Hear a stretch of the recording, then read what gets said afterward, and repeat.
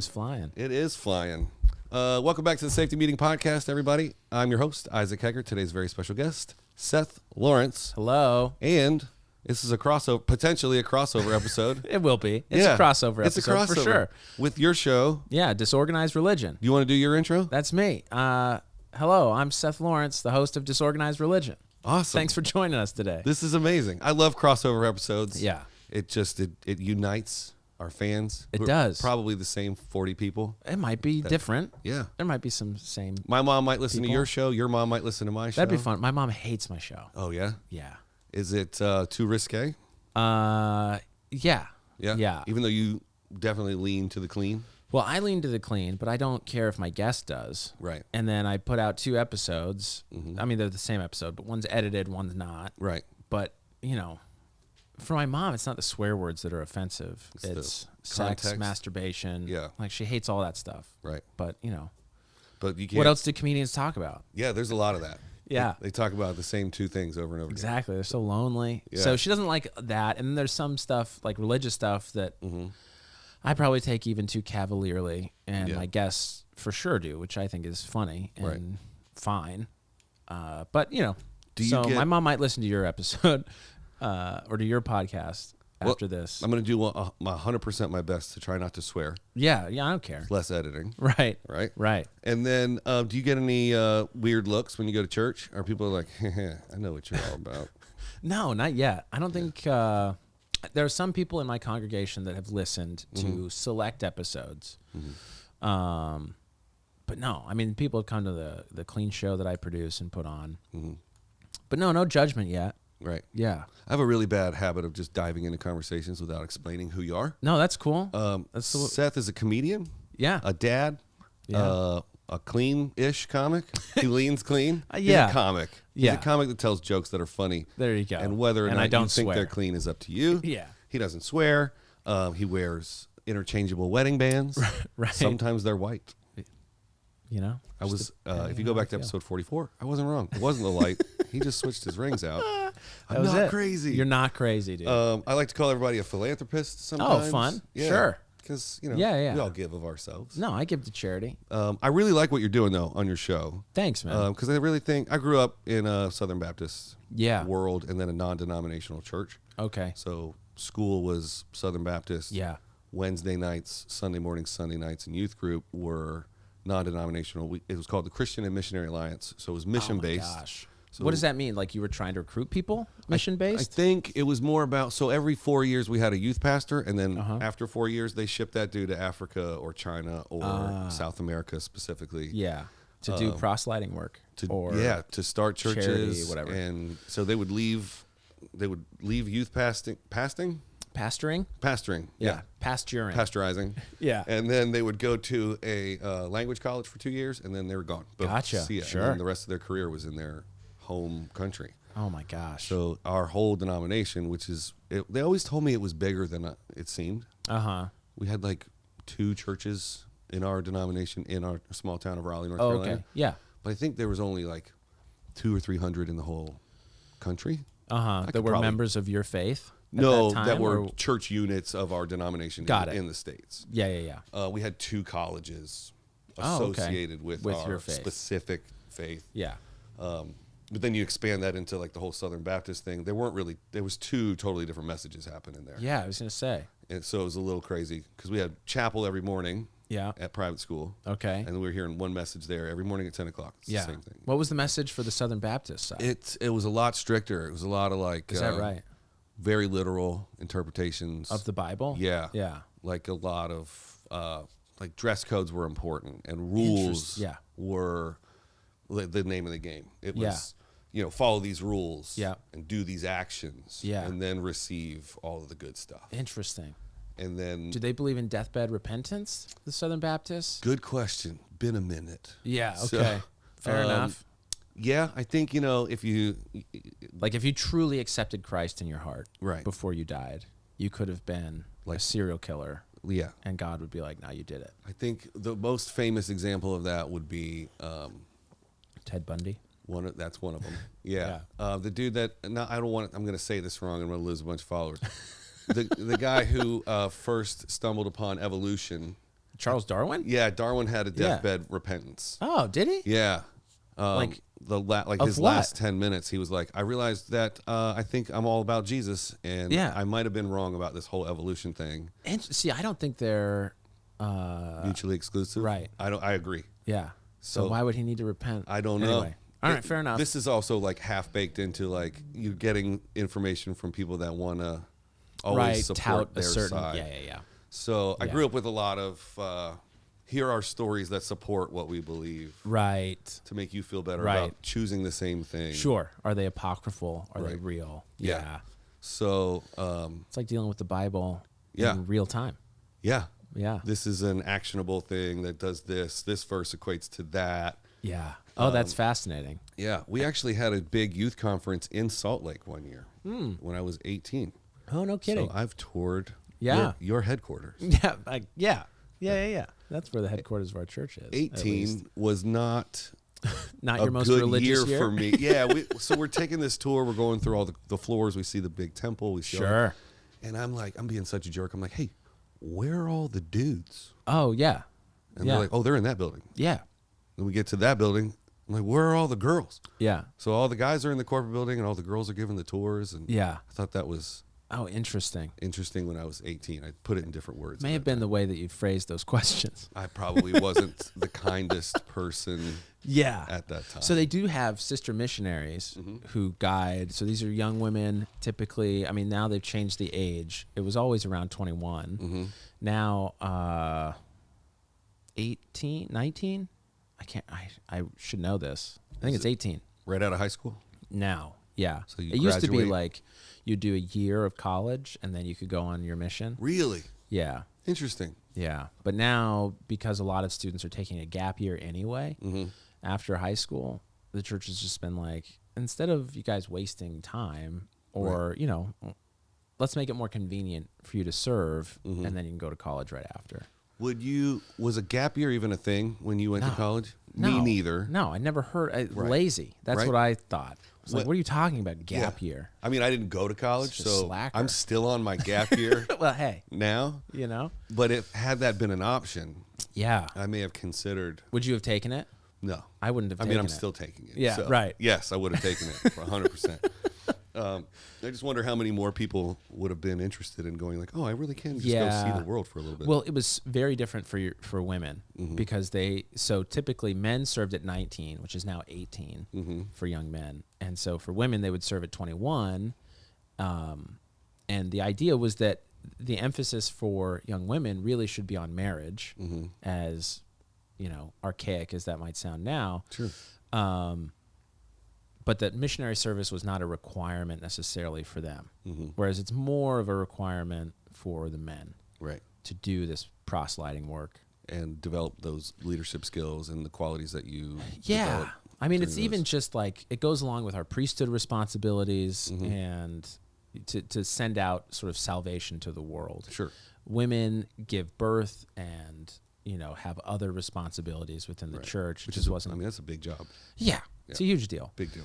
So the decrease in the age requirement made it much more convenient for women. So actually, numbers of female missionaries shot through the roof after they lowered the age. Yeah, because women didn't have to wait as long to serve a mission. They could go right out of high school or soon after. Right. And you're kind of starting to get a foothold in where you're going to go in life by 21.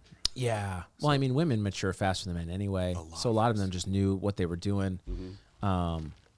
Yeah. So anyway, that's the missionary thing. So that's why there were a lot of young women probably at Salt Lake, because Salt Lake is staffed with a lot of sister missionaries, at least when I was growing up, who did the tours. Where did you grow up?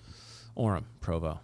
So I have no idea where that is. It's an hour south of Salt Lake. Oh, okay. So this is where Brigham Young University is. Got it. Did you go to Brigham Young? Yeah. Awesome. Yeah. Did you do a mission? Yeah. Where'd you go? I was in Montreal, Canada. Okay. Yeah. Did you Quebec? Did you have to speak French? Yeah. Cool. Yeah, I did. Did you learn it when you got there? The Quebecois. I'd studied it in high school, a little bit in junior high. Yep. But as far as really learning it, that was where most of the learning Did it happened. stick with you? Can you speak the French? Yeah, a little bit still. Yeah, I still have it. Sorry. Some things are only funny to me. I like that you mixed the Deutsch. Yeah. With I can't speak French. anything but English. And that's fine. I'm not good at that either. That's okay. Yeah. I'm pretty sure God speaks English. So I think he speaks all the languages. No, he does. Absolutely. Wouldn't it be weird if there's just one that he's There's like, just it. Sorry, guys. Spanish, not for me. Right. Technically, we believe it might be Adamic. That's what we call. What does that mean? I mean, that was the language of Adam. Right. So that's God's language. That fits Adamic. right there. Boom, boom, boom. Yeah. Got it. Who knows? And then we tried to build that tower, and he was like, nope, you guys got to. Right. Exactly. So here's a question. Yeah. Not to get into like 2020, like hard hitting. No, let's do. Let's get canceled right now. Let's cancel it.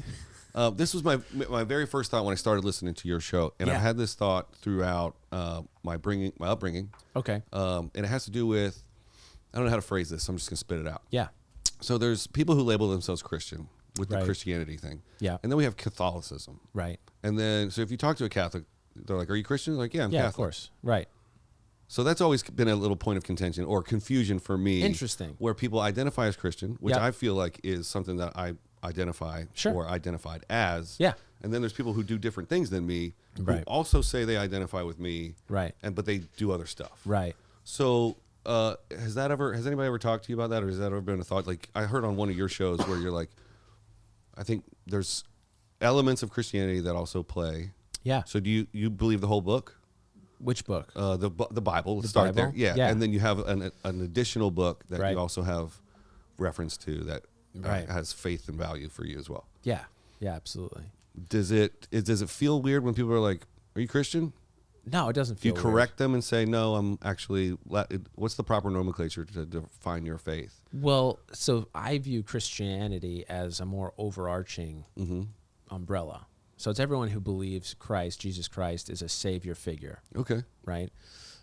So that's what I understand Christianity to be. And then within Christianity, you have Baptist, Catholic, Protestant, Methodist. You have all of these other religions, and Mormonism would fall into that umbrella of Christianity because we believe Christ to be our savior. Right? Great. So, yeah. But to alleviate that confusion, because there is that confusion where people are like, oh no, you're Mormons, you believe in Mormon, you don't believe in Jesus Christ. Right. And the only reason we're called Mormons is because it's the Book of Mormon that we believe is added scripture to the Bible. Sure. Which is not uncommon. Yeah. For other denominations that fall under that same umbrella that you're describing. Right. So, like, I can't think of one, but I was going to say Muslim, but I don't think they're. I mean, they believe in the Quran. Right. Which is their faith-based book. Yeah, and then you have sort of different sects within Islam as well. So, it happens in every religion, I think. Right. But yeah, my church has tried to sort of rebrand itself to avoid that confusion, to say, no, we are Christian first. Yeah. We just believe in this branch of Christianity. Now that clears it up. Yeah. So the real name of our church is the Church of Jesus Christ of Latter-day Saints. It's right there in the name. So long. And I drove past it on my way to Baptist school. Right. Right. So for people to be like, oh, you're not Christian is to me confusing because it's like, no, but everything in the Book of Mormon is about Christ. Right. We got JC in the name, guys. What's the problem? We did it. Yeah. I don't understand. Yeah. So, yeah.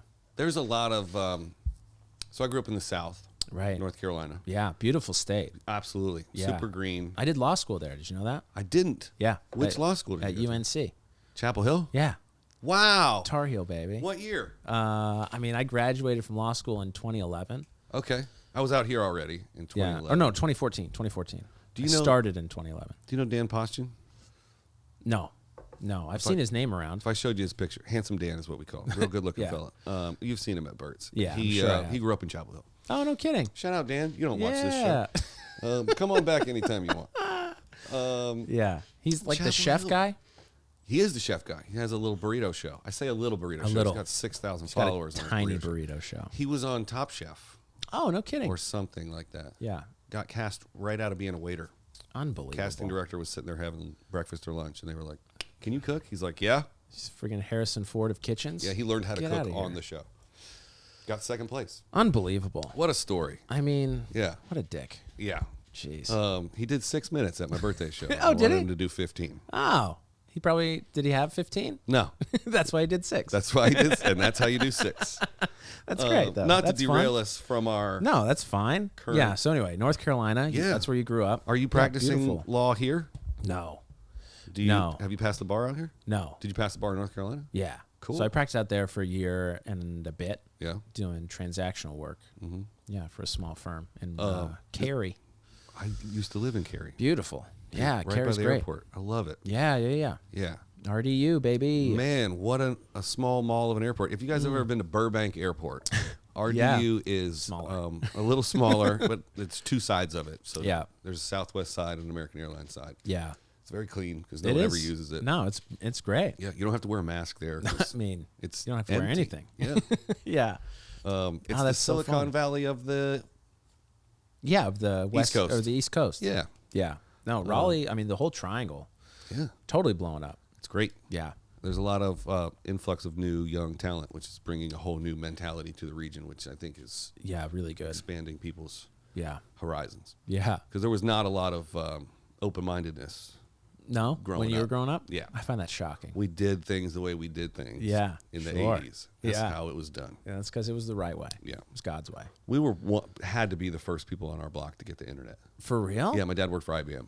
Oh, so one day he just comes home with a computer and it's like, yeah. Be-doo. Nobody used the phone. Yeah. We got those AOL CDs. Oh, gosh. Yeah. Man, how much has changed in just the last 30 years? Yeah, I remember one of my buddies joined the Air Force right after 9/11. Oh, yeah. They sent him straight to Japan. Yeah. He was like, dude, they're looking at each other on their phones. They're like seeing each other's faces. I'm like, that's impossible.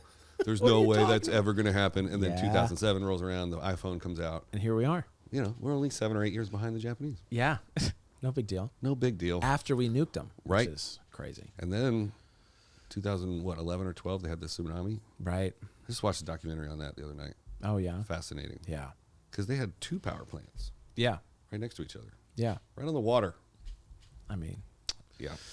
Again, I'm famous for derailing stories. It's hard not to build things near the water, though, on the island of Japan. Especially if you need an unlimited water resource to cool your nuclear reactor. Exactly. Do you say nuclear or nuclear?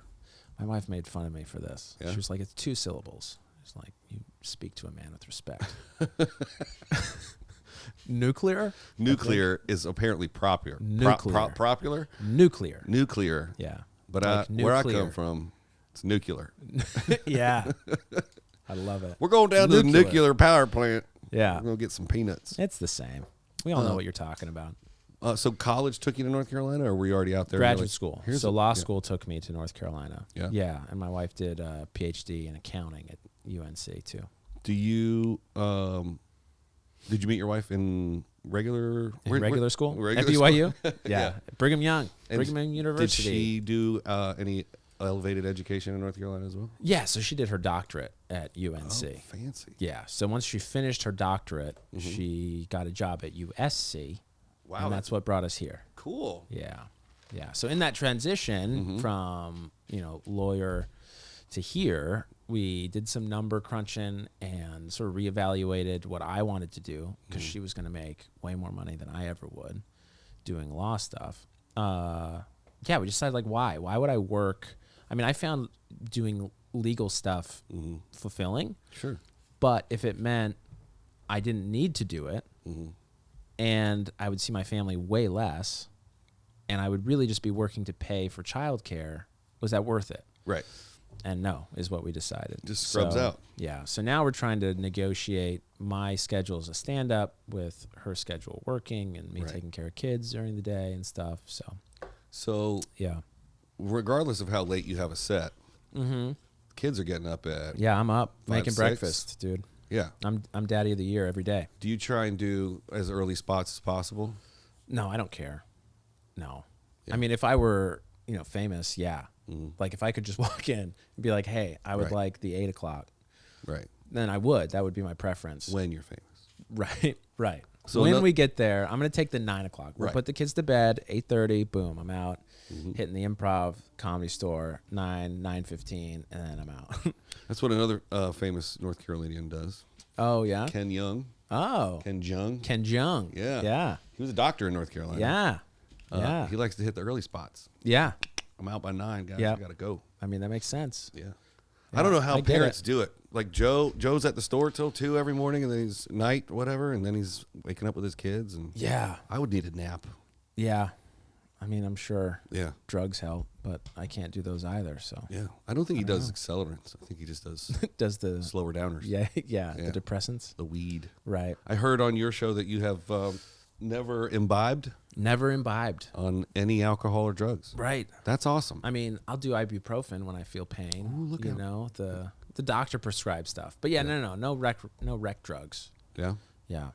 That's cool. I mean, Crystalia also doesn't do that. It is what it is. Yeah. Yeah. I always wonder what it would be like. Yeah. Because I went down when I got out of... the sobriety, you mean? What that would be like? Yeah. I was so super sheltered. So private school was 3rd grade to 8th grade. Okay. And then I got to go to a public high school. Yeah. So when they unleashed me, oh man, I was like, okay, I have this list of rules. Yeah. I'm going to go through every single one of them and just break them. Yeah. Where are the drugs? Well, I'm going to stay out all night. All that stuff. I want to try everything that's like so bad for me. Sure. I want to go check it out. Sure. With the sole intention of knowing all these things, because growing up I only had 2 options. I was either going to be a youth pastor or a doctor. Is that right? Well, that was according to my mom. Yeah, of course. Right. Yeah. So I was like, oh, I'll definitely be a youth pastor, but in order to counsel these children the right way, I got to know what's up. Okay. I got to go out there and get in taste the world. Darkness. Yeah, you got to. I want to bring the light to the darkness. Yeah, of course. That ended up being a longer road than necessary. Some things get their claws in you. I mean, that is Satan's trick. Right? It is. You got to try it before you know. So I didn't end up becoming a youth pastor. That's a shame. But it's never too late. Never too late. No, you'd be the greatest success story to youth pastordom. I could come back. Yeah, absolutely. We tried to do the comedy thing first. We'll see how that goes. Yeah. Yeah. I mean, Maybe. A cult's a cult, right? That's right. A following is a following. Following is... Speaking of cults and followings, we haven't really addressed why we're wearing blue gloves. I know. I was just thinking about that. Everyone's probably really confused. Yeah, we could just let them... Who cares? Stay confused. That's fine. Right? There are questions out in this world that we might never know. I think also they can put it together. I don't understand. Sorry, I don't know. Why'd you do that, phone? Do you call your phone something different, being all Mormon and everything? No, what do you mean? You guys have a different word for Siri? No. I mean, I don't have Google? an iPhone. No different names. I had this really great... I give it my 3rd wife's name. That's what I do. That's funny. Yeah. How many wives do you have? I'm just kidding. Just one. I listened to the last episode. Yeah. Yeah, just one. That's all I want. And or maybe did you get into that with Dylan? A little bit. Yeah. I'm confused. I'm jumping around. No, you're good. Yeah. So Dylan Sullivan was the last episode, or near the last episode of the first season. Right. Like seasons matter in podcasts. Right. I'm just doing it by year. So the first year I did it, he was near the end of that year. He's awesome. He's so fun. Shout out Dylan. Dylan's great. Yeah. I've got 3 favorites. Oh yeah? This many favorites. You're gonna drop the names right here? I am. Wow. I'm gonna totally drop them. And Dylan's not one of them? No, he's totally shocking. one of them. I think Dylan, Chappelle, and Sarah are on their way in the newest class. Yeah. To be people that we see. Yeah. Doing like the 10, 15 special combos. Sure. And then I think there's another class right behind that of all the people that are at Burt's that are going to just follow up really quickly. Oh, interesting. Just from the outside looking in. Yeah. You know, the comedy world's bigger than just Burt's back room. Is it? Yeah. I mean, it might be shocking to hear that. It is. Yeah. I'm allowed to shoot everywhere but the comedy store. Oh, yeah. No. They don't. The photographer at the comedy store doesn't watch this show. He just got an executive producer's show. He just sold a show. Oh, yeah. So I'm hoping his show does really well. So he doesn't need... So they need a new photographer. There you go. And then there's 3 people that I would recommend because I don't want to do that full time. Oh, you don't want to? No. Photography for me is like a job that I have that I do for some clients. Yeah. I never charge comics for photography because it's a passion of mine. That's cool. And I think it's ridiculous. That they do? Yeah, even big comics like why charge, I know. Whatever. Right? Like, say let's be shot friends. the shot and ride their publicity. Little credit goes a long way. For sure. Right? I can't believe, you, just off the 6, doesn't want to do comedy store full time. I've never met him. I want to bring him on the show. Yeah. Oh man. Because I feel like I dabbled in the smack talking world when Sarah was here. Oh, sure. About him. I don't know him. I've never met him. We have different styles. Sure. I think he's building a career towards being a photographer. Yeah. I don't know if he's a stand-up. I don't know anything about him. Yeah, I hear he's a great guy. Yeah. So that's all I know. That's all I know about him. I just wanted to chide you the way Reed does. Yeah. Reed. You're coming, Reed. Hopefully. Reed Brackenbear. Yeah. I want to be friends with Reed. I went to his birthday show at the Hollywood Hotel. Oh, yeah. Where he made everyone do one of his jokes. Yeah. And I was the best, obviously. Oh, I mean, definitely. Yeah. That's the night we met. You gave me a ride. Yeah, that was it. We went clubbing afterwards. We did. Yeah. Yeah. You and I sat in the corner. A rug. We drank sparkling sodas. Yeah. Yeah, it was very fun. Yeah. Yeah. That was an interesting evening. Yeah. No, Reed's great. I think he's super funny. Yeah. He has the joke that he made Meg do stood out that night. Oh. But we're not going to burn it on this show. No, we'll save it. We'll let him do it. We like to have a little bit of inside baseball. Him or Meg. Yeah, that's good. Yeah. That's good. Leave your listeners wondering, what are they talking about? What are they talking about? That's fun. But I feel like I've been kind of dominating this one. No, you're cool, man. So how do you identify religiously now? That's a great question. Yeah. It's something I actually think about every day. Is that right? Yeah, I equate it to the way that I identify comedy. Uh-huh. Like I've done comedy. Yeah. But I don't call myself a comic. Yeah. So I was. And why not? Is it just because you're not doing it full time? It's like I did photography for 10 years before I considered myself a photographer. Yeah, fair. So I think it's a discredit to like the art of comedy to call myself a comic. Oh, yeah. I'm an aspiring comic. Yeah. 100%. I'll claim that. Right. But just out of respect for the people that are actually putting in the work. Yeah. Which is something that I look forward to doing. Sure. Once I get this show off the ground. Yeah. I look forward to putting in my time and doing the reps and going up 2-3 times a night and really focusing in on that shortly. Yeah. But until that point, until I'm fully committed, I think it's disrespectful. That's fair. To real comics. Sure. Such as yourself who are putting in the Thank reps. You. Yeah. No, so that's am I a fair. comic? No, I'm an aspiring comic. So to equate that back to my religious beliefs or spirituality, I was exposed to all my core value beliefs. So there's a verse in the Bible that says, train up a child in the way something should go, and then when they're old, they'll still do stuff. That was verbatim. I mean, that's amazing. That's right out of the words. It's been so long. It's in red, crazy. Right? Yeah, I mean, depending on the version. Right. So for people at home that aren't religious. Yeah, a lot of people mark up their scriptures. Some people consider that blasphemous. So yeah. Anyhow. If you don't know, but that one. The words of Jesus in some context are in red. In Bibles across the world somewhere. Sure. Sometimes. Sure. I feel like I strayed as far as I could possibly stray from my core value teachings when I was a child. And it's brought me back to a core value system of like certain beliefs that I have now that I won't stray from ever again. Interesting. So do I believe that Jesus was the Son of God? Yes. Do I believe that he came down from heaven to be sacrificed, the ultimate sacrifice for our sins? Yeah. Yes. Yeah. Interesting. Yeah. Do I, from there, it starts to get squirrely. Okay. Because I'm not evangelizing and I'm not trying to win folks over. Yeah. I'm also not trying to be a poster child for it. Sure. I believe that however you receive that information and however you interact with the universe is okay for you. Yeah. The whole penalty thing starts to get a little itchy. You mean like hell? Yeah. Okay. The eternal damnation. You can tell I've lived in California for 15 years now. I'm calling it the penalty. You know? I've also I haven't hashed it out with anybody in a long time either. Yeah. So that's why I was really looking forward to having you. Oh, good. To being on your show. Right. Yeah. We're in my portion now. So it just seems like something that's so taboo to talk about in Los Angeles. Like if you bring up religion with as open-minded as people are to universal energy here, right, I know. Once you bring a specific person or a specific value belief into that conversation, people get really closed up. Yeah.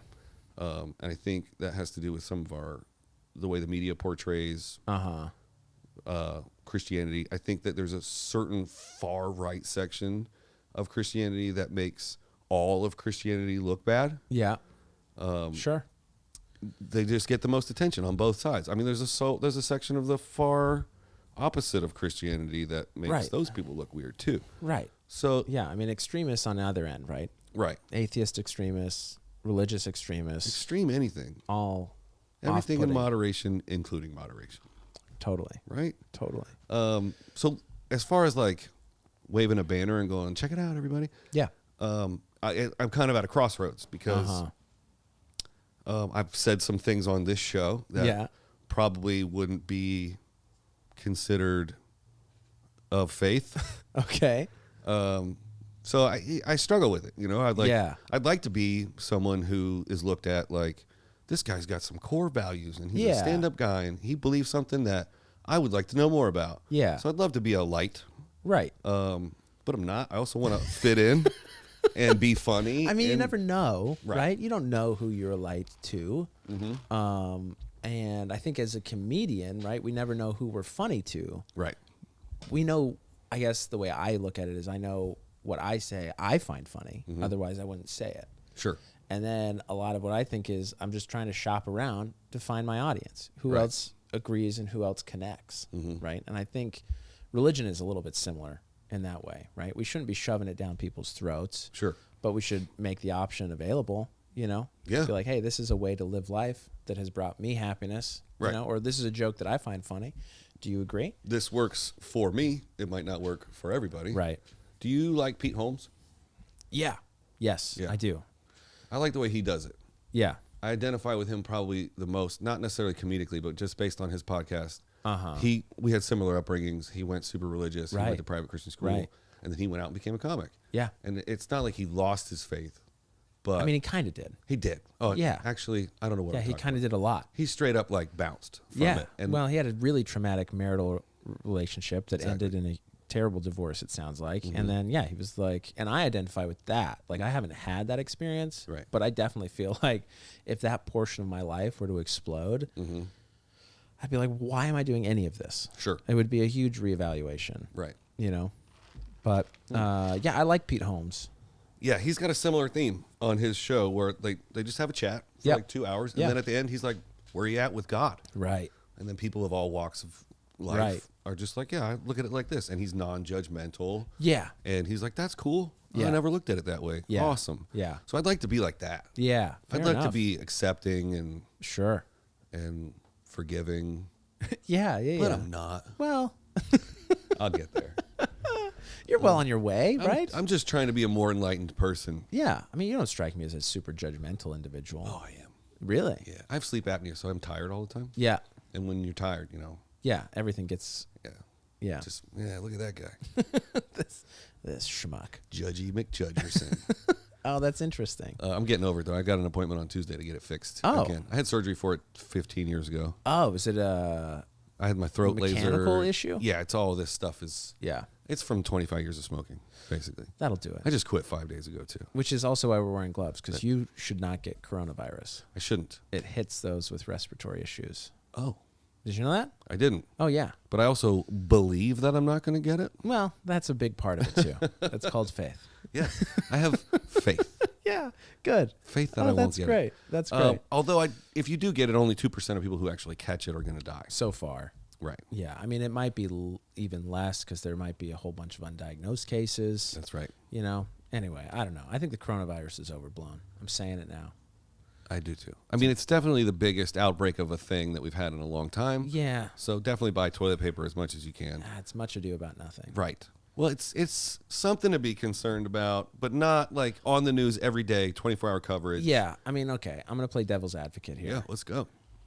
Who's died from it? The most people, like the demographic that it's killing, are old smokers. Really? Something's going to get them anyway. Wow. Right? And we all need Social Security. Really scared. We all need Social Security. Let's weed them out. Old smokers. I mean, I'm a big fan of Thin the Herd, but I'm part of the herd on this one. Yeah. Wow. No, I don't know. I mean, it's terrible. Yeah. I do think the hype is a bit overblown. Mm-hmm. I just went to London for a week, and everybody was like, "Oh, if you're traveling internationally." Oh yeah, they're shutting everything down. Yeah. I mean, I understand. Like Italy, it's scary. There are hundreds of cases in Italy, and that is, you don't want 2% of 400 people dying. That's a lot of people. Yeah. Anything above 0% of people dying. I mean, it is sad. Right. Yeah, it is sad. You hear about that cruise ship? Yeah, off the coast of Japan. And they just quarantined everybody on the boat. Yeah, dude. And then everybody got it. I mean, of course they did. They're on a cruise ship. Yeah. Of course they got it. Have you ever taken a cruise? No. Do you want to now? Not off the coast of Japan. No. I don't. I've always wanted to try it, but then I'm worried about, like, what if you get a half an hour into the cruise and you're like, I know. This ain't for me. I know. Then you're you got just 5 trapped. days. Yeah. Yeah. I don't know. I mean, the food sounds good, though. Yeah. I mean, have you ever been to a casino? That's the thing. I don't know. Is it buffet? Like gross buffet kind? I mean, I don't want to do that. I haven't also cruised. Yeah. So we're both speaking right. from very, very high places of authority. In my experience, cruise ships are like casinos from what I've seen on TV. Oh, that's funny. Yeah, I don't know. I mean, casinos obviously are not my jam because I don't gamble. Right. So, but, good game of shuffleboard. Come on. Yeah. It's got to be fun, right? Never gambled. No. That's awesome. Yeah. I'm in Vegas quite a bit. Oh, sure. Business partners flying back from Vegas right now. Oh, very fun. Yeah, we made our business agreement for this podcast studio over a steak in Vegas. There you go. I like it. I like a good town. I have a super high elevated. Well, I used to have a high elevated case of ADD. So being in a casino, oh man, where there's too many sounds to like calculate what they're all doing. Is it just numbing to you then? Yeah, it's totally soothing to be. That's amazing. In a world where I can't focus. Right. Yeah, and you're not supposed to. Yeah. Yeah, that's great. 100%. If I go to the mall, I'm hearing every conversation that's passing me. Sure. I know if I'm in a store, I know what everybody's doing in the room. Yeah. So if I'm at a casino, I'm just like, there's too many things to track. Sort of hit a critical mass, a critical volume of activity. Yeah. At least that's that's interesting. That's what I tell myself. Yeah, it works. It's my justification. whatever floats your boat. Yeah, it's the reason why I don't have a house. I'm still renting. Is the ADD?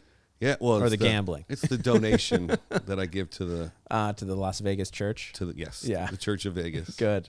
Which it's a good church. You should check it out. I mean, my people helped start Vegas. That's true. Yeah, us and the mafia. That's right. There's only one mafia-run casino left. That's it. I don't think many Mormons run casinos, but that's interesting. We certainly settled the town. On television, they do. What are you talking? Which television show? There was a show where the guy wanted to own a casino, and he was a Mormon. He had like a bunch of wives. What show am I thinking of? Big Love? Yeah. Didn't he want to buy a casino? So here's where we're going to disagree, because he is not Mormon as far as I am concerned. Okay. Right. I stand corrected. I mean, that's part of a fundamentalist sect. Mm-hmm. So that's where you get sort of like these Mormon extremes. Right. So polygamy ended for the mainstream Mormon faith in like 1870 or 1850. A couple years ago. Yeah. 1850 something? Somewhere around there. Should we Google it? You can Google it. Yeah. I think it was like 1853. I don't know, some random year in the 1800s. But it was, it was before 1900s. And yeah, I mean, so some of our church members went to Mexico and were sent to Mexico to populate Mexico and to settle some cities in Mexico. Sure. So there's still some like polygamist Mormon families in Mexico, which is where the Mormon Romney jokes come from. Oh. Yeah, like on Arrested Development. Yeah. Yeah. So that definitely happened, and they practiced polygamy as members of like my brand of Mormonism, my faith, for longer because it was legal there longer. Got it. But they also eventually stopped.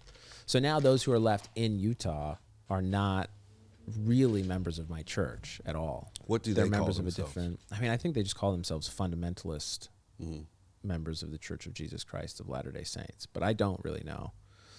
We don't, they're the stepchild we don't talk about. Got it. Right? Yeah. So when you see somebody like that identifying in your faith, does it make you upset? Upset? I mean, I guess so. Yeah, it's more just like, oh, come on. Right. Yeah. It's like when we see people that are like identifying as Christian, but also marching in like a like KKK the Westboro parade. Baptist Yeah, Church. some of It's those like, guys. We're not Christian. You're not Christians, dude. They're like, we're speaking for everybody. Yeah. Like, no, you're not. Yeah. No, They're just you're too not. upset to chastise the gays. Or Yeah. they're too afraid. Like, no, we just love them. The internet said 1890. 1890? Yeah. Holy smokes. That's just the when did polygamy end Google, and then it just says, Oh, interesting. yeah. I mean, my gut says it was like 1870, but for some reason 1850s is in my mind too. I don't know what happened. I mean, the internet has been wrong before. Maybe 1890s. In any event, it was a little while ago. Yeah. But it's got to be frustrating though for that to be. Is that the number one thing people pick up on when you speak? To someone who's never been exposed to a Mormon before? Yeah, that's still a really big misconception. And that's why a lot of the times I start out my set with, I make a joke about the polygamy background. But then I try to make it clear, like, we don't still do that. Yeah. So, but yeah, there's that conception. Then the caffeine. No caffeine is a big Mormon misconception. Did I get that wrong on our text message the other day? No, not wrong. Like, I don't drink coffee. Right. We don't drink coffee or tea, but it's not because of the caffeine. Okay. So there are tons of members of my church that are full-on addicted. You're addicted to Diet Coke. There's just no other way to put it. Right. And that's because of perhaps caffeine, maybe some other things. Only fat people drink Diet Coke? No. Other people drink Diet Coke? Yeah. I only see But larger man, people. there are lots of large people in my church. That's for sure. And it's sort of like, come on. We're living a health code. It's not just... I think I just alienated like 90% of America. They're going to all hate you, dude. Yeah. Yeah. Sorry, folks. If you enjoy Diet Coke, you keep on enjoying it. Yeah. Everything in moderation, including Diet Coke. Yeah. But no, so it's not caffeine. It has nothing to do with caffeine. Yeah. Right? So it's coffee and tea specifically. Is there like a theology behind that? Yeah. So we believe in the Book of Mormon as sort of ancient scripture, more modern than the Bible. Okay. In some aspects. Then when Joseph Smith restored the church, organized it, in the 1830s, he had some questions as he was going through both the Book of Mormon, and he also started translating the New Testament in particular, and had some questions. He never finished his translation of the New Testament because he was killed, but he had some questions. And a lot of the revelations and questions that he had after starting and organizing the church became what is now known as the Doctrine Covenants, which is another book of scripture that is very modern. And so in one of those sections, talks about this health code, this word of wisdom. And in that word of wisdom, he says, God says, don't drink hot drinks. And that was interpreted as coffee, tea. So hot chocolate, good to go. So it's not a temperature thing. It's not a caffeine thing. It was specifically coffee and tea. So like herbal tea were cool, but any other tea, no go. This is going to sound offensive. No. Is there a list? A list of... Like which teas are okay? I mean, there's like a mental list, right? So if it's herbal, if it's from a plant, it's okay. Okay. Typically those are also medicinal in nature, which is why they're fine. Yeah. But like tea is gross anyway, because it's typically not sugary. Yeah. Those teas. The other teas, no, not okay. And coffee. Right? Like chai or whatever. Again, I don't mean to be argumentative. How dare you be so argumentative? But isn't coffee from a plant? Yeah, I mean, what, the coffee bean? Yeah. But no, it is. Yeah. But I don't know exactly why we're not allowed, to drink coffee. Do you find I've heard different sort of apocryphal reasons, but do you find like much like this scenario right now, people get hung up on semantics as like little conversational points as opposed to like the broader spectrum of what we could be talking about? I feel like members of the church do more so than outside people. Most outside people are just like, oh, okay, cool. Right. Whatever. I mean, it's weird that you don't, but and that's fine. It should be most accepted here in Los Angeles because of everybody's dietary restrictions. I know, right? Like it should be totally okay for some dude to be like, bread's bad, gluten kills me. Yeah. Okay, dude, you can't have you're bread. Not drinking coffee? What's wrong with you? Oh, you're weirdo. Yeah. No, I mean, it's fine. And in comedic circles, it's funny because I'm having this conversation all the time, but it's not about coffee. Nobody cares about that. It's usually about alcohol and weed. Right. But the number one trend in comedy right now is being sober. Is that the trend? I mean, so many people. I don't know if it happened. I'm super late to the comedy game. Only been following it and in and around it for 2 years now. Sure. But it seems like people had their party times, and now that when they want to get serious about their career, they put drugs and alcohol down for a little bit, or they do what's called somebody called it California sober, where they don't drink, sober at work, but they smoke weed. Oh, interesting. Because the weed out here is so fantastic. Yeah, I mean, I wouldn't know. Yeah, but I think I don't know. I don't understand how people perform just as a comedian. I don't know how you perform drunk or high. Yeah, I don't get it. Right, I don't get it. Because I just think you should be present. You need to be present. You need to be in the moment. You need to be connecting with people. Back in the band days, used to be in a band. Nice. What music? Classic rock? Oh, yeah. Emo classic punk? Rock. It was pop punky, like Weezer, Foo Fighters kind of stuff. Okay, that's cool. And we would not dare step foot on stage without a couple of shots of whiskey. Well, sure. And that was for nerves. Just to loosen up a little. Yeah. But we didn't have to say anything. But that's different than like going up drunk, you know? That's different than going up, at least as far as I understand it. Yeah. You know? I just can't imagine. Like, the nerves for performing comedy and the nerves for performing music are completely different. Oh, is that right? Yeah. You can hide behind your instrument. You can turn it up. You have props. There's a microphone stand that you don't have to move to the back. Sure. It's not just you and your words just and so silence. It's just like, let's turn everything up. Yeah. And if I make a mistake, it'll be buried in this wall of sound. Right. Well, and you're also up there with a group. Yeah. Typically. With your gang. Yeah. You're there to posse. We're going to have to blur that out, the A word. Well, I mean, I probably will later, but only for one episode. I'm going to set a only marker. for one version. Don't worry about it. I just hit a flag that I hope sets a marker. That'll be fun. Playing Minesweeper. 44, 45, 31. No, we're cool, man. So what led you away from your faith? Was it just this It was the high school exploration of what there was to see and do in the world. Yeah. But I mean, that would be why you did certain things. But like, what led you away from believing for a time? It got hammered in pretty good. So like, I felt like I was going to church 9 times a week. Yeah. And then high school led me down a path to influences and lifelong friendships that like I wanted my independence as soon as possible. So I moved out when I was 18. Yeah. That led me into finding other friends that they're all great people. Yeah, of course. Still love everybody to this day. Yeah.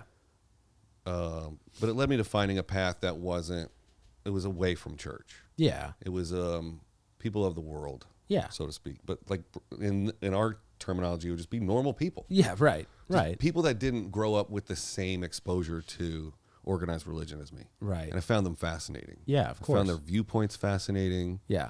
Like the fact that they didn't pray before they ate every time they ate was like, oh, sure. You're really rolling the dice, man. What if it's poison? Yeah. You don't pray for that burger from McDonald's, dude. Like, yeah, it's not going to help. Might go down the wrong pipe, man. I thought that was dangerous and exciting. Yeah. And then that just led me to my 20s where there was a series of traumatic events where I was just like, see ya. So yeah, I'm not going to get into specifically what they Fair were. enough. Yeah. But then I moved here when I was 26. Uh-huh. Turned 27 later. Did the band thing. That is the way it works. Yeah. Sorry. I meant to say 3 months later. So 26, turned 27 3 months later. So I got a late jump into Hollywood. Uh-huh. But, this isn't a hotbed of religious activity here either. Right. Right. And then my mom was like, you're living out in that L.A. world of sin. Sure. And that just drove me nuts because I was like, I can be a good person no matter where I live. Right. Of course. So then I went through a series of events in my 30s and like developing my career in the film business and trying to find out who I really am. And then in the last 4 or 5 years, I've just been trying to recenter and refocus and like try and dial in my core value system and what I really do believe, what I'm willing to admit that I believe, right? What I'm willing to Judas and what I'm willing to not Judas. Yeah, and is that because you're getting older? I think so. Or is there something else you feel like going on there? I feel a draw back to having some kind of core, stability, some kind of anchor. Interesting. Just having not something that no one else has, but something that's like this resonated with me when I was a kid. It still resonates now. Why deny it? Yeah, interesting. The hardest battle on Sundays is like, I gotta go to church. I still feel that church guilt. Yeah. Sure. Sure. So as well you should. You know. Yeah. I mean, what's one value that you feel like has stayed with you? That's a good question.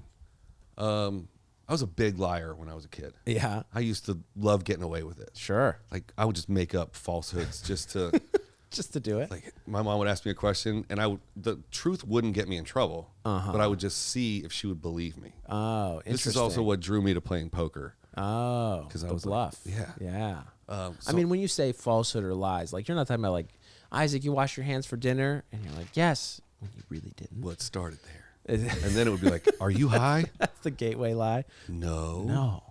You smell like weed? No, I don't. These are pretty elaborate lies. Yeah. Yeah. Interesting. That kind of started my interest in acting and entertainment. Sure, of course. Well, if I can lie to my mom. Right. I can lie to this room full of people. I can say these words. I have a huge memorization problem, which is why I've never pursued acting. Oh, interesting. I love performing. I think acting Aren't there some other famous actors who also suffer from memorization? Thousands of them. That's why we have teleprompters. Yeah. But anyway. I don't want to. We don't need to rat them out here. So. Oh, we could. Yeah. A guy from the State Farm commercials. Interesting. So is that part of why you feel like stand-up has been sort of a fun challenge for you? 100% stand-up is not a memorization problem. It's a commitment problem. I had a show for my birthday in October. Yeah. And I brought in writers. What day is your birthday? October 20th. Oh. I'm October 4th. That's right. Yeah. And then Chappelle is 24. This. Yeah. I learned that on your episode of. Yeah. I was like, oh, we're October dudes. Yeah, it's so funny. Yeah. Anyway. Sorry. I don't know my astrological sign. Psychos. 4? October 4? No, I think it's Libra. Right. I have a lot of friends that care deeply about of course they do. That stuff. And I'm accepting of that. Yeah. I don't know if they'd be as accepting of your religious ideals. Well, see, that's what's funny to me about LA is that people are so willing to be like, no, God is dumb. Like, you are stupid for believing in that. But then you have people who believe in crystals. You have people who believe in astrology as like a legit personality test for people. And it's like, how is that? I mean, you have people who believe like, no, prayer is dumb, but I'm going to meditate. And that is totally different from prayer. Or I'm going to manifest. And if I manifest this every day, that is totally different and more logical than prayer. And in my mind, you have just created a synonym. That's all you've done. Right. So you're essentially practicing the same effort. It's the same thing. Yeah. I mean, anyway. So that's what I find fascinating about LA. I find that same thing fascinating. I haven't thought about it in those words. Yeah. It's just been this like cloud of confusion. Right. In my Neanderthal brain. But it's like, it's super frustrating that I can't be like, this is what I think. Yeah.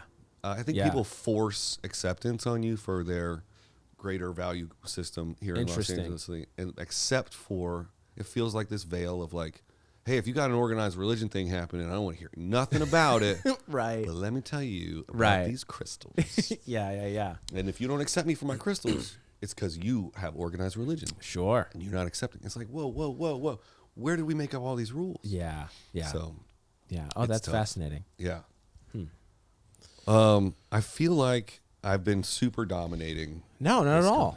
I don't think so. Okay. This is good. I felt very good about this so far. Great. How do you I feel like I needed to get some of this out. Yeah, this is great. I need to find some dude that talks about religion and just unload, put it on the internet. Yeah. I mean, for me, this is where I struggle with my comedic voice for at least the first 6 to 7, like 8 months. Do you know Michael Regilio? Do I? I don't know if you do. I mean, he's been on the scene for a long time. Yeah. He does more Fourth Wall stuff. At least that's where I met him, was Fourth Wall. But he's done stuff at Improv, Comedy Store. Sure. Great guy. Shout out, Michael. Yeah, I love Michael Regilio. But he is pretty atheist now. But I did a set. I was like having this internal dilemma as I was trying to like really decide, how do I want my comedic voice to come out? Like, what? Because I am religious. Like, I don't feel like I can keep on going on stage and dodging this whole issue. Sure. So I decided, like, no, tonight I'm going to do some religious material, see how it goes. And Michael Regilio, who I'd seen around before doing this, was there. And I was like, oh, I know he's not religious. So, and I respected him at that point, and still do, as a comedian, as an individual.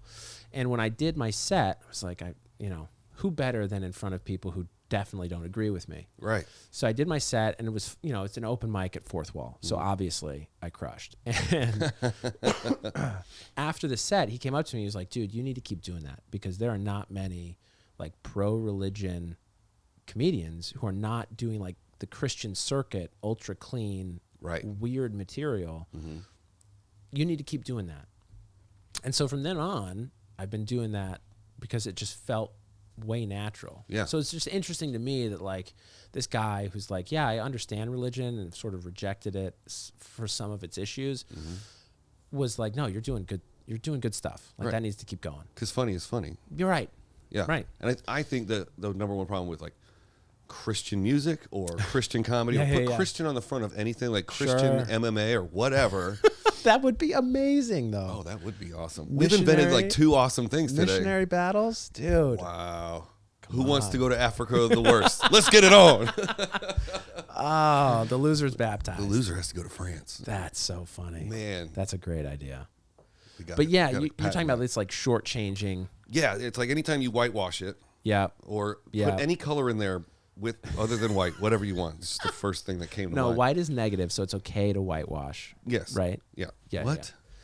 Somebody's going to cut that one little clip out. White is negative, so it's okay to whitewash? Yeah, and then it's just going to be like, so Seth Lawrence was canceled today. Why would I be canceled? Because I'm hating on my own race. White extremism. On my own color. Yeah, you can't do that anymore. What?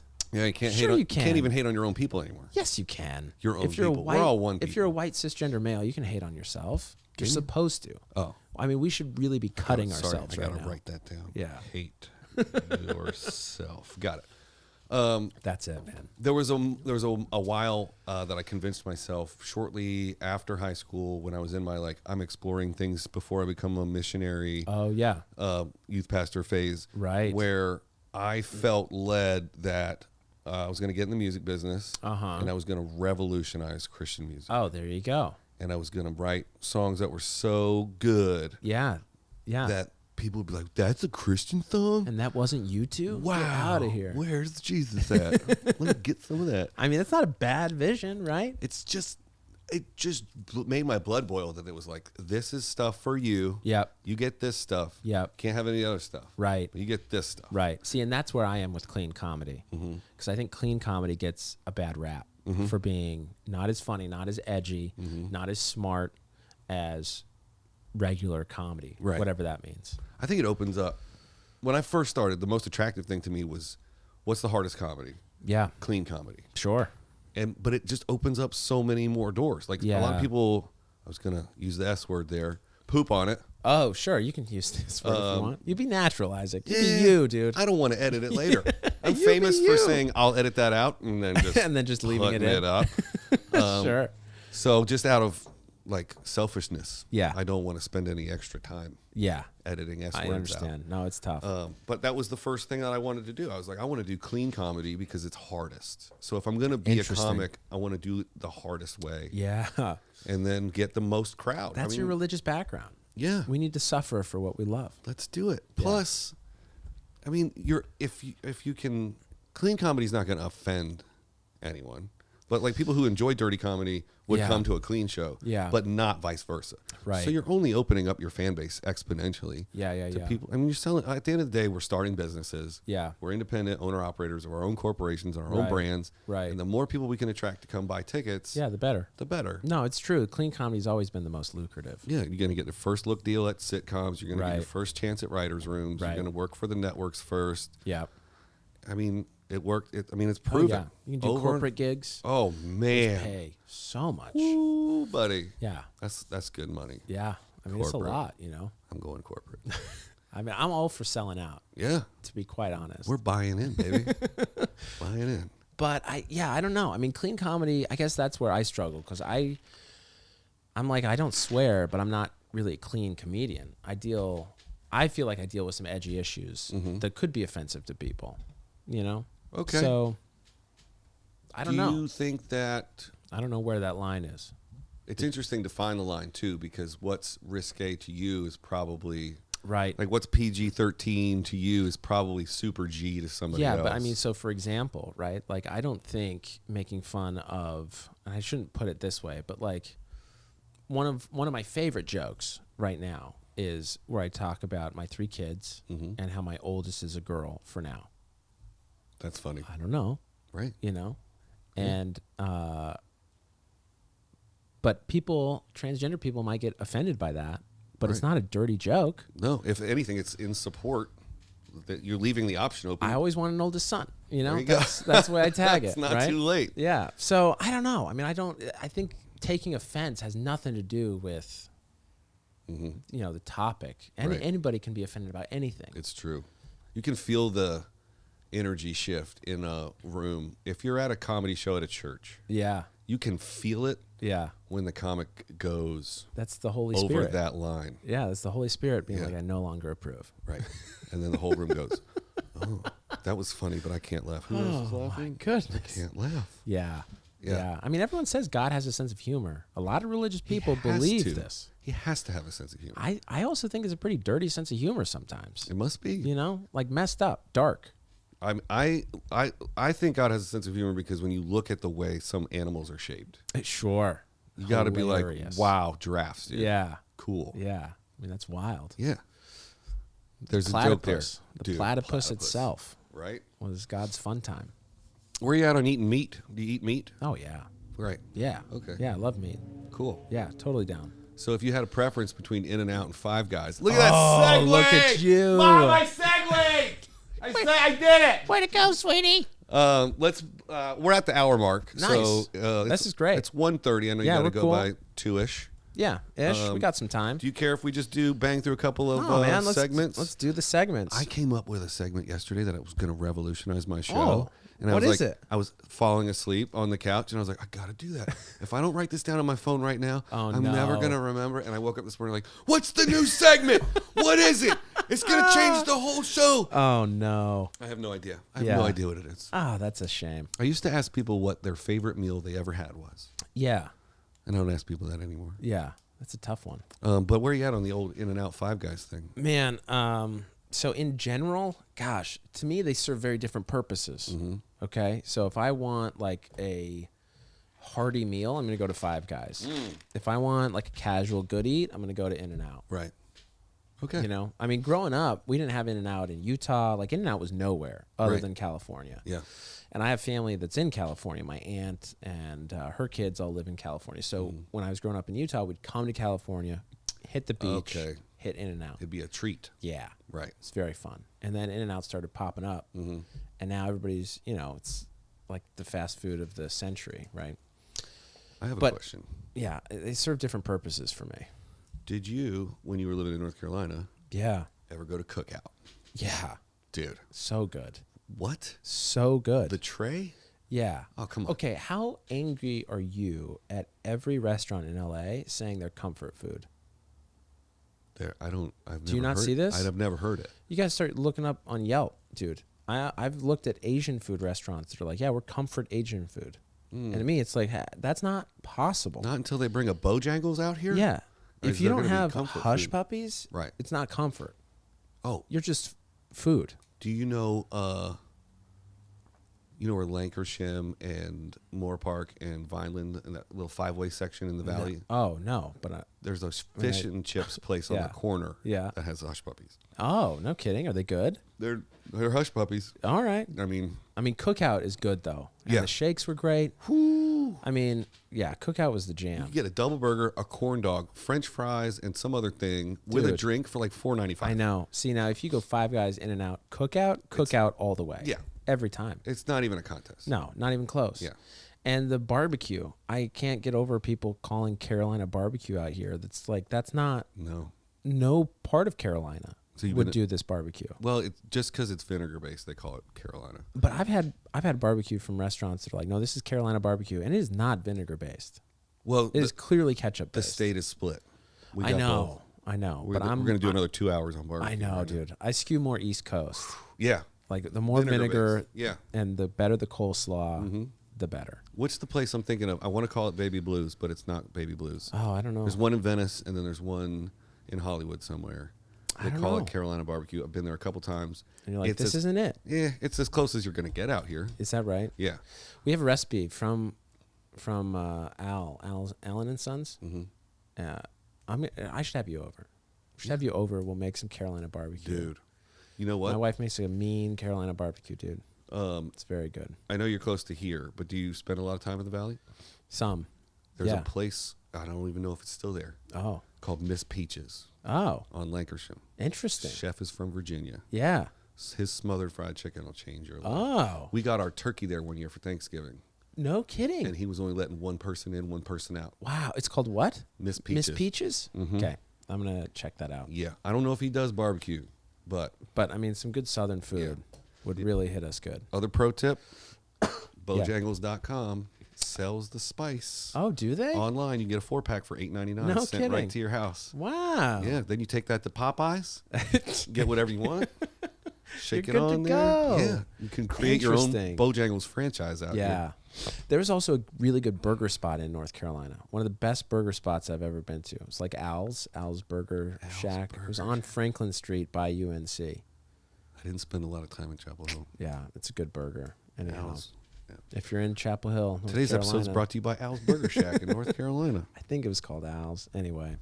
I had a place in Chapel Hill, and I brought it up on the show before, and I can never remember the name. People were like, it's called this. Oh. It was out by the airport, but they had this, like, chili bacon burger. Huh. And they barely cooked the meat. It was, like, super pink and juicy. And, oh, man. What a burger. I don't know. I can't remember the name of it.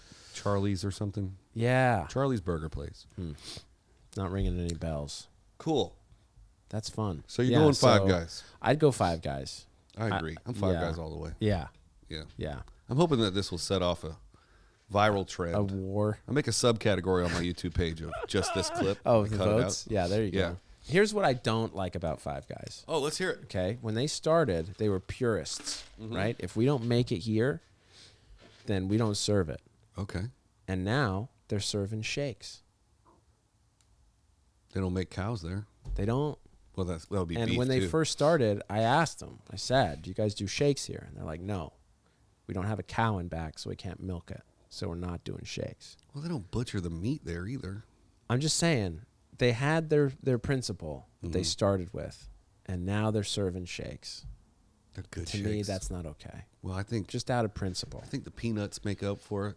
You do? Yeah. And you can put not A1. Bad. The free peanuts? Yeah, you can put A1 on your burger. Yeah. And their burgers are good, and they are generous with their fries. They are. That are good. Order a small, you get a bag of large. Yeah. We're going to end up getting somebody in trouble because somebody's going to hear this and be like, what do you guys, food cost, man? What are you giving away all these fries small for? Fry. Right? Here's a bag. I like that it's never busy. Oh, yeah, that's true. And some people are like, it's not busy because no one likes it. Ah, well. No. I was working on a joke that was horrible, so I gave it up about sure how there's so many employees at In-N-Out that if the line gets low in the drive-thru, they just send 5 people out to get in their cars to make it look like there's a longer line to get other people to come. Oh, interesting. But I there's see no why you gave it up. punchline there. Yeah. Oh, you're not funny. That's really bad. That's an interesting idea. The other segment that I have that I'm probably giving up soon is called Celebrity Network. You're getting rid of this? I don't know. It's why? Because we can want look it up beforehand. That's right.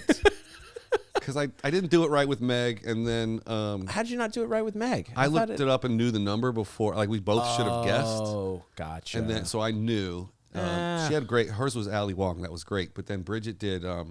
Bridget was way off. Dude, Brad Pitt, Leonardo and DiCaprio. Leo. It's like, all right, those are. I mean, even I was surprised at how much they're worth, though. Yeah, this thing's way off. Supposedly, according to people that I know. Yeah, of course it's way off. Yeah, it says polygamy stopped in the 1890s. It's wrong. Yeah, according to CelebrityNetworth.com.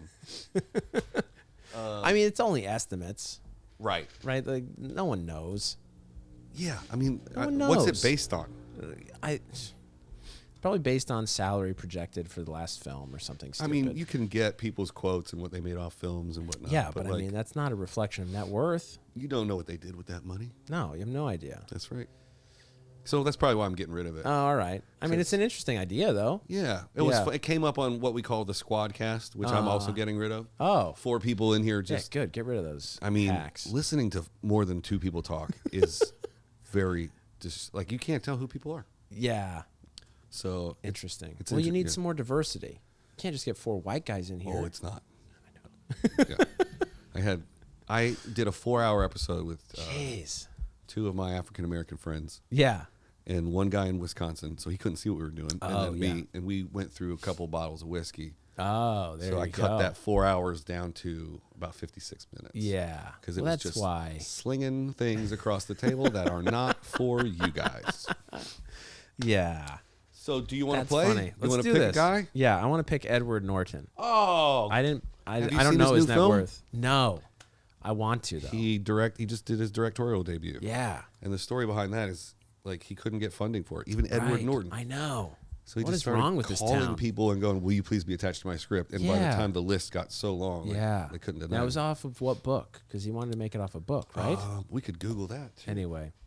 Let's Google that in a second. That's what I hate about sort of the state of Hollywood right now. It's like if it doesn't have some comic book following, we're not making it. Right. So dumb. Yeah. I mean, heaven forbid we have an original screenplay out there. There are, but we won't fund them. I know. That's what's dumb. That's what's dumb to me about it. We are in the process of trying to raise funds for a couple of films. And it's like impossible. they're like, who you got? I'm like, well, the way that it works is that you can't get actor attachments until you have their quote in escrow. Yeah. Like when you buy a house, you have an escrow account. Yeah. So back in the day, you used to do actor attachment flips. So you'd get like your C-level buddy to be like, yeah, I'll do your film. Right. And then you'd go to a B-level celebrity and be like, well, Seth's doing my film, so maybe you'll do my film. For this, yeah. And then B-level says keep yes. working up. Punt Seth. And then you go, well, B-level's doing it, so what about you, A-level?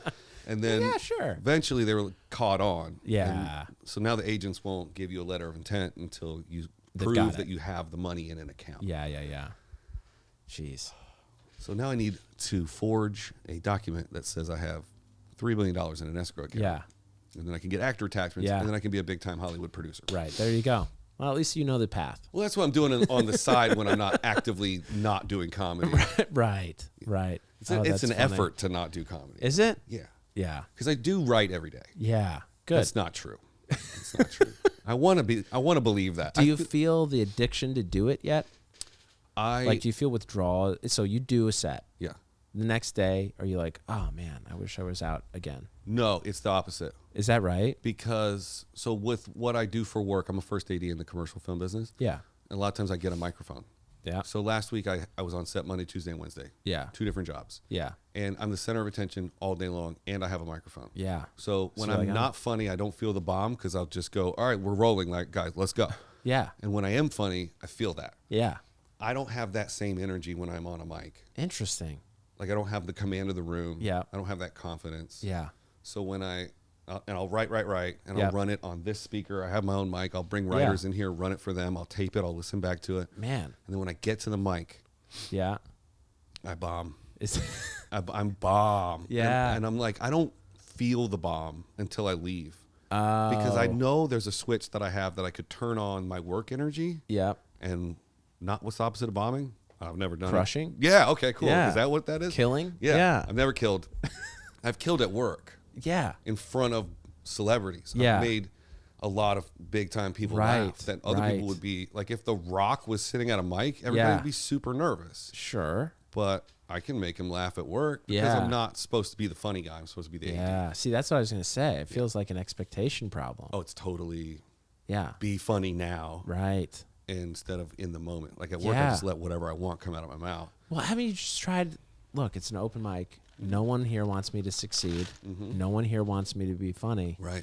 So, no pressure. Yeah. Right? The expectations are that I will fail. Therefore, exactly. There's a little bit of living up to that expectation. I mean, I'm just saying, like, no one at work expects you to be funny. Exactly. And no one at an open mic expects you to be funny. Oh, that's a good way of looking at it. Right? Yeah. So just treat it like work. No one here, Yeah. It's a different format, but 100%. It's all mental, I think. Yeah.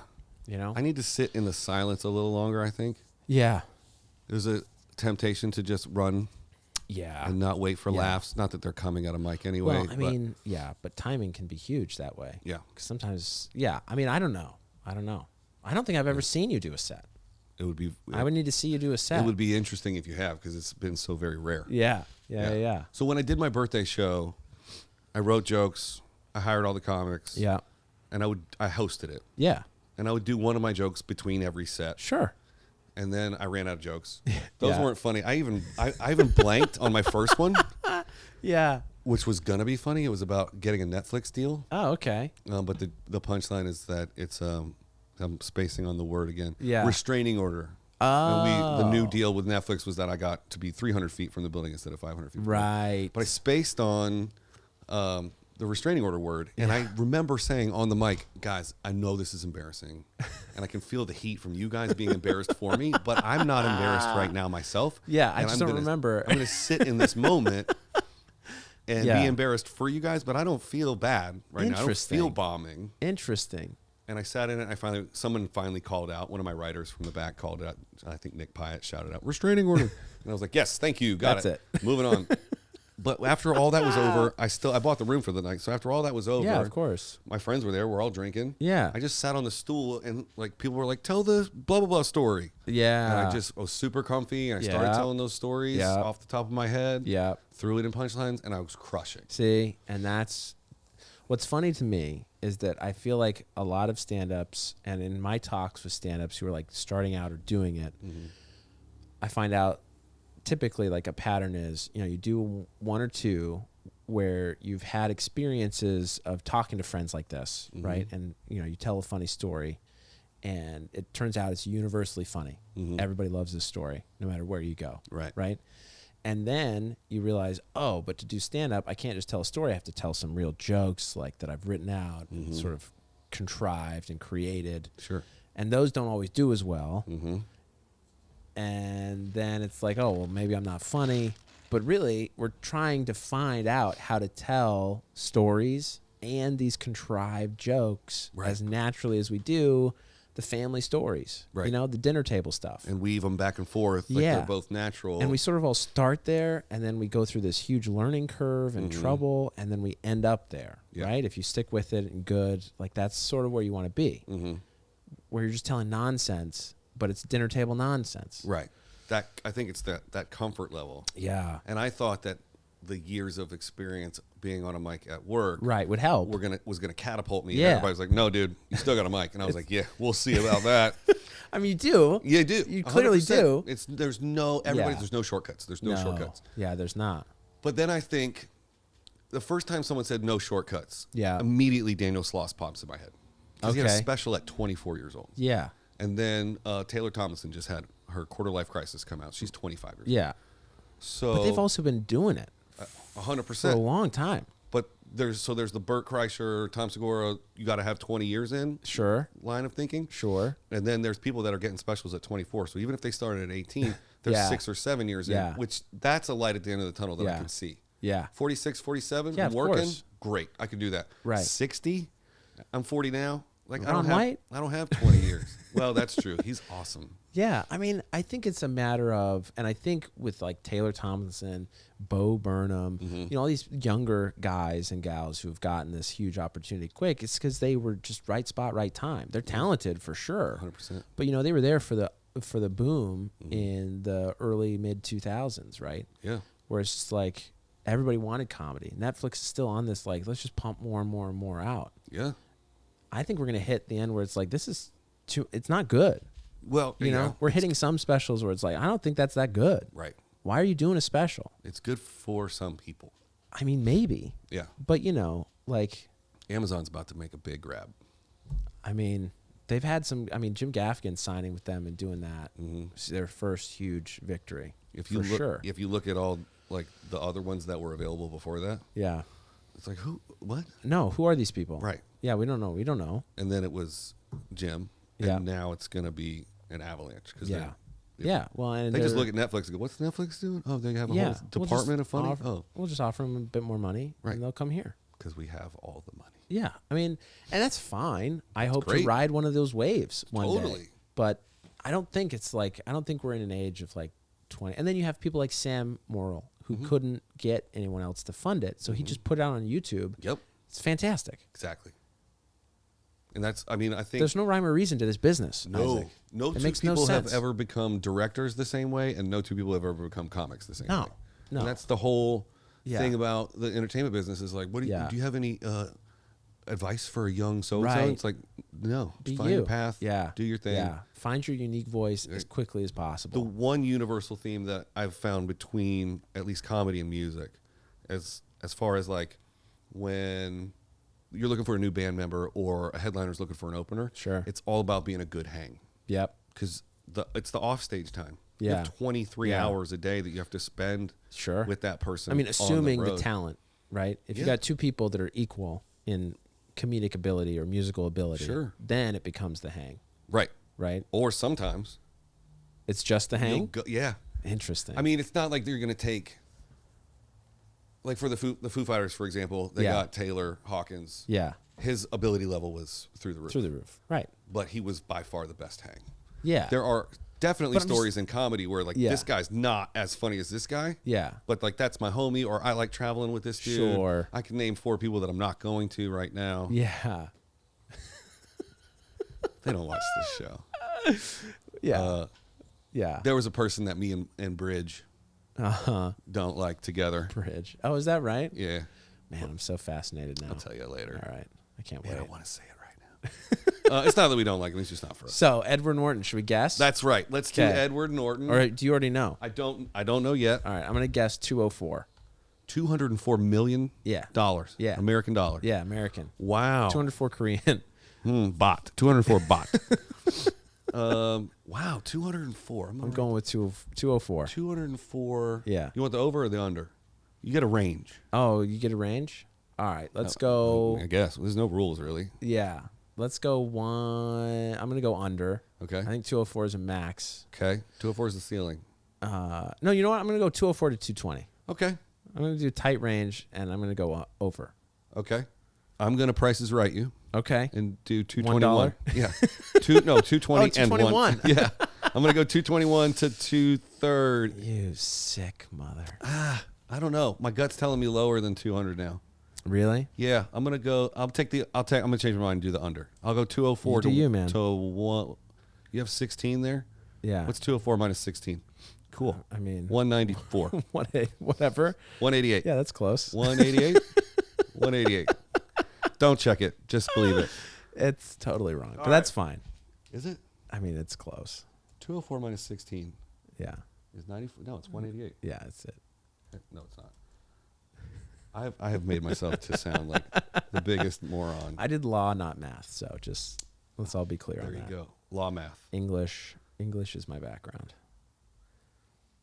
Wow. Humanities. Where is he? Edward Norton net worth. Edward Norton is an American actor and producer who has a net worth of $300 million. Whoa, he's hit the 3? Wow, you win this round of Celebrity Net Worth. Wow, winner. I'm proud of Edward. Yeah. That's good. He deserves that. $300 million. I think he's one of the most talented actors out right now. Sometimes they say where they got it from. Like for Leo, they said he got it from his back end on Titanic. Yeah. Oh, he got an Oscar for American History X. After then, it was all downhill. Oh, sure. Yeah. Of course. I forgot. I mean, it's sad, but I didn't even know he was in that. Oh, Edward. I forgot he was in that. He was the largest individual equity owner in Kensho. Oh, wow. He's an investor, right? There you go. He was the first person other than Uber founder Travis Klumnala parents to take an Uber in Los Angeles. Norton funded an analytics company, Kensho, and sold it for $550 million. He's a smart guy. Yeah. That's why. Yeah. I knew I liked him. Yep, that's case closed on that. So I loved him in Primal Fear. Did you see that? I did. Dude. They shot that. That was his first movie? Yeah. I think they shot that in North Carolina. I say a lot of things that are facts. But yeah. That are just whatever. I mean, there are some people that are so talented that it's just like I hate them. Speaking of talented. How are we doing? We're good? It's 2 on the Let's dot. Wrap it up. This was so fun, man. Absolutely. Thank you for having me. Thanks for having me. Yeah. Yeah. Absolutely. We just had each other. We had each other. That was interesting. In the non-biblical sense. This has been a crossover episode of Dysfunctional Religion. Disorganized Religion. Just kidding. Disorganized Religion. Check it out on all platforms. And the Safety Meeting podcast. Yeah. Are you going to put your name in your title? I'll put your name. No, I mean like in my title for your future branding. Everybody says it should be the name of your show with the host. Oh yeah, I mean I have that. Yeah. Yeah. Okay. Yeah. I'm going to do it on the sticker. Oh sure. I have stickers. Sure. You're gonna get one right now. Yeah. Oh good. Cool, man. Well, thanks for this watching. Is fun. Yeah, we should do this again. I would love to. Come back. Let's do a reoccurring Disorganized Religion crossover. That'd be fun. Yeah. Yeah. We'll get into it. We could get a guest. Oh, hey. We could do a 3-way. We could do a sideshow. Yeah. Bob. That's great, man. Awesome. No, this has been awesome. Thank you for having me. Thanks for watching, everybody. Thanks for coming. We'll see you next time on the Disorganized Religion. On the socials. There you go. Bye, everybody. Bye.